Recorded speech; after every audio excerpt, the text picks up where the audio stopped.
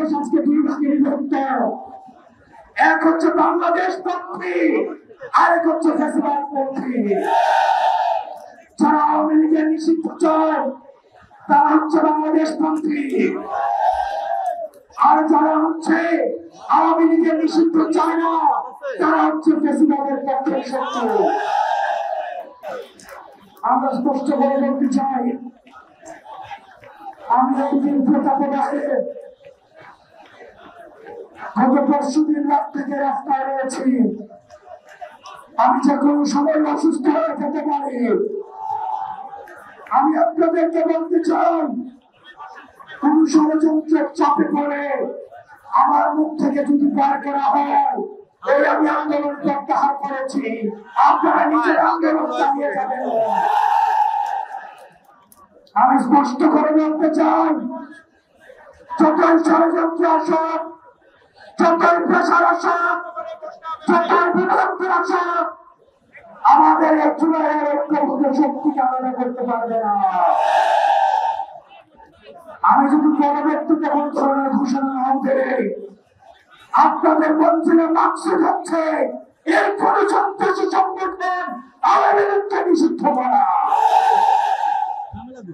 আওয়ামী লীগকে নিষিদ্ধ না করা পর্যন্ত সংগ্রামী ভাইয়েরা, সংগ্রামী বোনেরা, আপনারা এই রাজপথ ছাড়বেন না। 2013 সালে যে শাহবাগ হয়েছে, এই শাহবাগে ফ্যাসিবাদের পদধ্বনি শোনা গিয়েছে। আমরা এই শাহবাগ থেকে ফ্যাসিবাদের পতন ধরে আমরা কফিনের শেষ পেরেন্টটা মারব। আপনাদেরকে বলতে চাই, আপনারা বিচ্ছিন্ন কোনো দ্রুত আলাদা হয়ে আপনারা আলাদা করে মিছিল করার প্রয়োজন নাই। আমাদের মত, আমাদের পথ আলাদা হতে পারে, কিন্তু আমি নিষিদ্ধ করার প্রশ্নে আমরা সবাই ঐক্যবদ্ধ। আপনারা এখানে যারা রয়েছেন, আপনারা বসে যান, আপনারা বসে যান। যারা পুরোটা এই পুরো শাহবাগ একটা জনসমুদ্র হিসাবে দেখা যায়, আপনাদেরকে বসে যেতে হবে। আপনাদেরকে অনুরোধ করছি, আপনাদেরকে বসে যেতে হবে। আজকের এই জামানাতে, আজকের এই গণজামায়াতের দিকে আওয়ামী লীগের সাথে যারা খুন হয়েছে, যারা খুন হয়েছে, যারা নির্যাতনের শিকার হয়েছে, যারা আইনা হয়েছিল, তাদের জন্য আজকে আমরা এখানে বসেছি।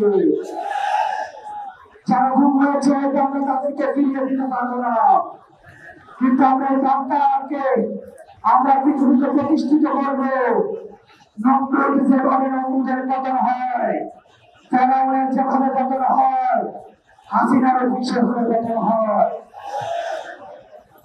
আপনারা সবাই ঐক্যবদ্ধ ভাবে এই মাইকের বাইরে কোন কমান্ডে, এই মাইকের স্লোগানের বাহিরে আপনারা স্লোগান দিবেন না।